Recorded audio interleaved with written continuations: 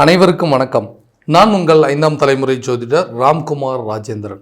நம்ம இன்னைக்கு பார்க்க போகிற தலைப்பு, கடகராசி அன்பர்களுக்கு இதுவரைக்கும் உங்களுடைய ராசிக்கு 12ஆம் வீடான மிதுன ராசியில் சஞ்சாரம் செய்த குரு பகவான் உங்களுடைய ராசிக்கு உச்சம் பயிற்சி ஆக போகிறாங்க. அதாவது இந்த தனுசு மற்றும் மீன ராசிக்கு உண்டான அதிபதி இந்த குரு பகவான். அவர் உச்சநிலை அடையக்கூடிய ஒரு கிரகம், ஒரு வீடு அப்படின்னு கேட்டிங்கன்னா அந்த கடக ராசி அப்படின்னு சொல்லுவாங்க. ஸோ உங்களுடைய ராசிக்கு உச்ச பயிற்சி ஆகக்கூடிய இந்த குரு பகவான் ஜூன் மாதம் 2ஆம் தேதி இந்த மிதுன ராசியிலேருந்து கடக ராசிக்கு பயிற்சி அடைய போகிறாருங்க. இந்த காலகட்டங்கள் உங்களுடைய ஜென்மஸ்தானத்தில் சஞ்சாரம் செய்யக்கூடிய இந்த குரு பகவான் சுமார் ஒரு வருட காலகட்டங்களுக்கு உங்களுடைய ராசியில் இருப்பார்.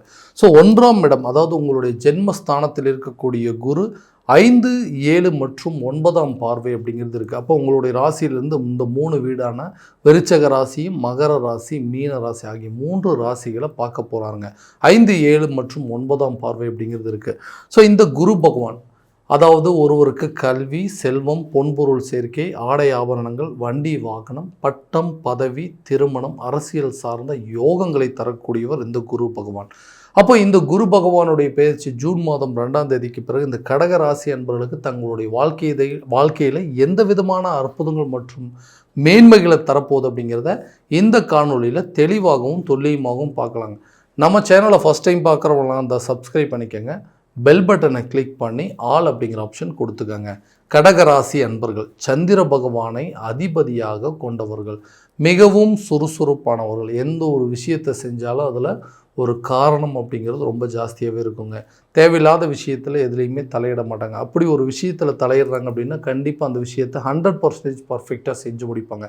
தன்னை சுற்றி இருக்கக்கூடிய நபர்கள் எப்போவுமே நல்லபடியாக இருக்கணும், மகிழ்ச்சியோடு இருக்கணும் அப்படின்னு சொல்லி நினைக்கக்கூடிய ராசிக்காரர்கள். ஏன்னா சுறுசுறுப்பான நபர்கள், அடுத்தவங்களுக்கு உதவி செய்யும் மனப்பான்மை அப்படிங்கிறது எப்பவுமே இருக்கும். தனக்குள்ளே எவ்வளோ கஷ்ட நஷ்டங்கள் இருந்தாலும், மகிழ்ச்சியாக இருந்தாலும் சரிங்க, ரொம்ப சோகமாக இருந்தாலும் சரி, அந்த விஷயத்தை மற்றவங்கக்கிட்ட காட்டிக்கவே மாட்டாங்க.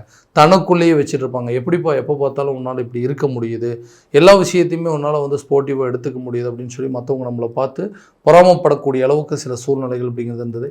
நிறைய கஷ்ட நஷ்டங்கள் கடந்த சில காலகட்டங்களாக பார்த்திங்கன்னா அஷ்டம சனி அப்படிங்கிறது ஒன்று நடந்துட்டு இருந்ததுங்க. அது மூலமாக நிறைய இடையூறுகளையும் கஷ்டங்களையும் சந்திச்சுட்டு இருந்தோம்.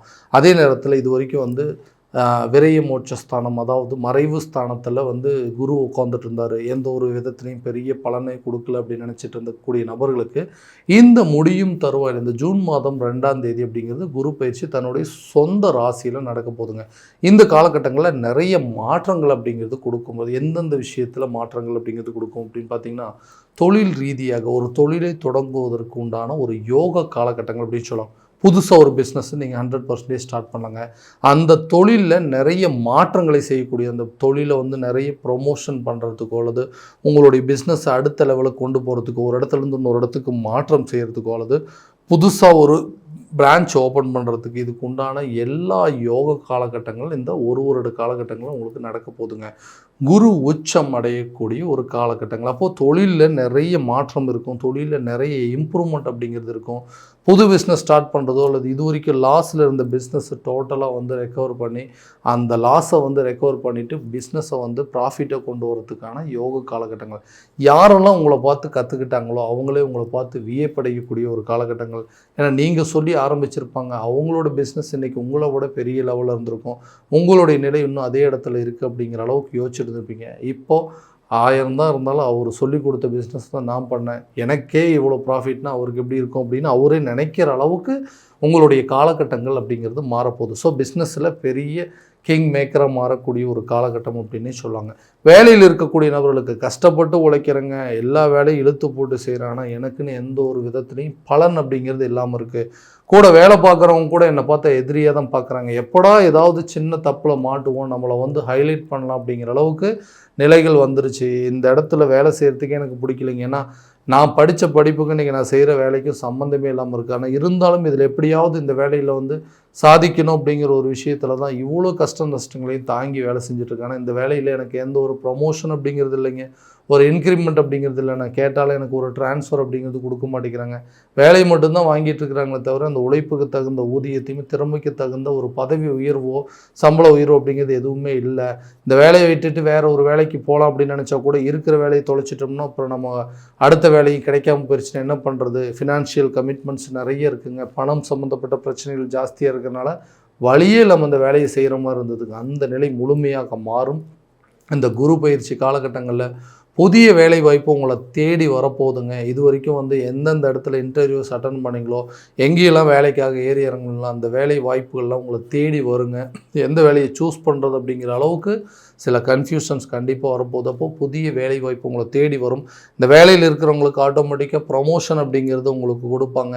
வேலையில் இருக்கிறவங்களுக்கு ட்ரான்ஸ்ஃபர் சம்மந்தப்பட்ட அனுகூலங்கள் அப்படிங்கிறதுக்கு, சேலரி இன்க்ரிமெண்ட் சம்மந்தப்பட்ட யோகங்கள், பெரிய பொறுப்புகளை உங்களை தேடி வருது. அது என்ன மரியாதை அப்படிங்கிறது உங்களை தேடி வருங்க. இது வரைக்கும் எந்தெந்த விஷயத்தில் நீங்கள் சுயமரியாதையை இழந்துட்டு கௌரவத்தை இழந்துட்டு வேலை செஞ்சுருந்துருப்பீங்க, அந்த விஷயங்களில் மாறும். உங்களுடைய அந்தஸ்து மரியாதையெல்லாம் உயரக்கூடிய ஒரு காலகட்டங்கள். பெரிய லெவலில் உங்களுக்கு ப்ரொமோஷன் அப்படிங்கிறது கண்டிப்பாக கிடைக்குங்க. மற்றவங்க உங்களை பார்த்து வியக்கக்கூடிய அளவுக்கு, கூட இருக்கிறவங்க கூட உங்களை பார்த்து பயப்படக்கூடிய அளவுக்கு உங்களுடைய வாழ்க்கை நிலை அப்படிங்கிறது முழுமையாக மாறும். அதே நேரத்தில் திருமணம் ஆகாத நபர்களுக்கு திருமணம் சார்ந்த யோகங்கள், ஏன்னா இந்த 7ஆம் பாவகம் என்று அழைக்கக்கூடிய கலஸ்தர ஸ்தானத்தில் குருவுடைய பார்வைப்படும் பொழுது திருமண தடைகள் அப்படிங்கிறது அகலங்கும். ரொம்ப நாளாக இருந்து வந்த தடைகள் அப்படிங்கிறது நீங்கி கூடிய சீக்கிரத்தில் திருமணம் சம்மந்தப்பட்ட அனுகூலங்கள் அப்படிங்கிறது கண்டிப்பாக உருவாகுங்க.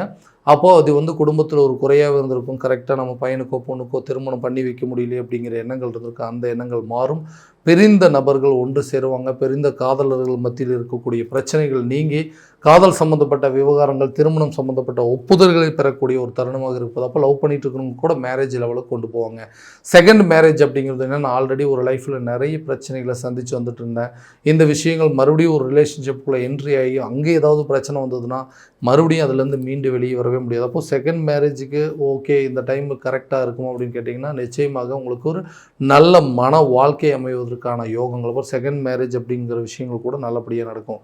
குழந்தை இல்லாத நபர்களுக்கு குழந்தை பாக்கியம் அப்படிங்கிறது ஏற்படுங்க. ஏன்னா இந்த 5ஆம் இடம், 5ஆம் பார்வை என்று சொல்லக்கூடிய புத்திர ஸ்தானம் அப்படின்றப்போ ரொம்ப நாளாக குழந்தை பாக்கியம் இல்லாதவங்களுக்கு கூட இந்த புத்திரர் சம்மந்தப்பட்ட அனுகூலங்கள் அப்படிங்கிறது கிடைக்குங்க. ரொம்ப நாளாக அதுக்கு உண்டான ட்ரீட்மெண்ட் எடுத்துகிட்டு இருக்கோம். ரொம்ப நாளாக நிறைய மெடிசன்ஸ் எல்லாம் எடுத்துகிட்டு இருந்தோம். ஸோ இனிமேலாவது அதுக்கு உண்டான யோகம் கிடைக்குமானா அந்த புத்திர ஸ்தானத்து மேலே குருவுடைய பார்வைப்படும் பொழுது குழந்தை பாக்கியம் அப்படிங்கிறது கண்டிப்பாக ஏற்படுங்க. இவ்வளோ நாளாக இருந்த வந்த தடைகள் அகலும். ஐவிஎஃப் ட்ரீட்மெண்ட் கூட இந்த காலகட்டங்களில் சக்ஸஸ் ஆகுங்க. கண்டிப்பாக கடகராசி என்பவர்களுக்கு குழந்தை பாக்கியம் அப்படிங்கிறது கண்டிப்பாக இந்த குரு பயிற்சி காலகட்டங்களில் உங்களுக்கு நிச்சயமாக உருவாகும். இந்த ஒரு வருஷத்துக்குள்ளேயே உங்களுக்கு குழந்தை பாக்கியத்தை பெற்றெடுக்கக்கூடிய ஒரு காலகட்டம் அப்படின்னு சொல்லலாம். செகண்ட் பேபிக்கு கூட இதுக்கு ஒரு நல்ல வாய்ப்புங்க. ஏன்னா ஒரு குழந்தை இருக்குங்க, அவங்களுக்கு ஒரு ஆறுதலாக இருக்கட்டும், ஆதரவாக இருக்கட்டும்னு சொல்லிட்டு கொஞ்சம் தள்ளி போட்டிருந்தோம். ஆனால் இப்போ எதுவுமே சரியான விதத்தில் உருவாக மாட்டேங்குது அப்படின்னு சொல்கிறவங்களுக்கு கண்டிப்பாக 2வது குழந்தைக்கு உண்டான யோகங்கள் உருவாகும். கணவன் மனைவிக்கிடையே இருக்கக்கூடிய கருத்து வேறுபாடுகள், பிரச்சனைகள் அப்படிங்கிறது எப்போ தாங்க தீரும்? ஏன்னா எதுக்கெடுத்தாலும் சண்டை போட்டு இருக்கோம். கடகராசி அன்பர்கள் அப்படின்னாவே நிறைய விஷயத்தை விட்டு கொடுத்து தான் போயிட்டுருக்கு. இன்றைக்கி வரைக்கும் மனைவிக்கு தேவையான எல்லா விஷயத்தையும் பண்ணி கொடுத்துட்டு தான் இருக்கிறேன். யாருக்காக கஷ்டப்படுறோமோ, யாருக்காக உழைக்கிறோமோ அவங்களே நம்மளை புரிஞ்சிக்கலைங்களா? ஏன்னா அவங்களுக்காக இன்றைக்கி இவ்வளோ கஷ்டப்பட்டு, இவ்வளோ தியாகங்களை செஞ்சுட்டு, இவ்வளோ விஷயங்களை விட்டு கொடுத்து போயிட்டுருக்கான்னு அவங்களே என்னை புரிஞ்சிக்கல அப்படிங்கிற அளவுக்கு சில சூழ்நிலைகள் வந்துருக்கு. கணவன் மனைவிக்குடைய கருத்து வேறுபாடுகள் இருக்குது. 2 பேரும் சேர்ந்து வாழ்கிறதோட ஆளுக்கு ஒரு திசையை பிரிஞ்சு வாழ்ந்தோம்னா தான் இருக்கக்கூடிய கொஞ்ச நெஞ்ச காலகட்டங்களாவது நம்ம நிம்மதியாக இருக்க முடியும் அப்படிங்கிற எண்ணங்கள் கூட வந்துருச்சுங்க. அந்த எண்ணங்கள் அப்படிங்கிறது முழுமையாக விலகும். கணவன் மனைவிக்கிடையே நல்ல ஒரு கருத்து வேறுபாடுகள் அப்படிங்கிறது விலகி கண்டிப்பாக ஒன்று சேர்ந்து வாழக்கூடிய யோகம். 2 பேரும் பிரிந்திருந்தவங்க கூட இந்த காலகட்டங்களில் ஒன்று சேருவதற்கான ஒரு தருணம் அப்படின்னே சொல்லாங்க. நெருங்கிய உறவுகள், ரொம்ப வேண்டிய உறவுகள், அவங்களாம் நம்மளை தேடி வந்தாங்க. அவங்களாம் இன்றைக்கி நம்மளை விட்டுட்டு விலகி போய் அந்த விலகி போனதுக்கு உண்டான தண்டனையை நம்ம கொடுத்தாங்கன்னா எந்த தப்புமே செய்யலைங்க. நான் செய்யாத தவறுக்கு இன்றைக்கி எனக்கு இவ்வளோ பெரிய தண்டனை, எனக்கு காரணமே இல்லாமல் என்னை விட்டு விலகி போகக்கூடிய சூழ்நிலை. நானாக உங்களை தேடி வந்தேன், நீங்களாக வந்தீங்க, எல்லாமே ஓகே சொன்னீங்க. நல்ல ஒரு அதாவது இது வரைக்கும் இருந்த கஷ்ட நஷ்டங்கள் எல்லாத்தையும் மறந்து இருக்கக்கூடிய காலகட்டங்களில் காரணமே இல்லாமல் இன்றைக்கி என்னை விட்டு விலகி போய் என்னை விட்டுட்டு போகக்கூடிய ஒரு சூழ்நிலை வந்துருச்சு.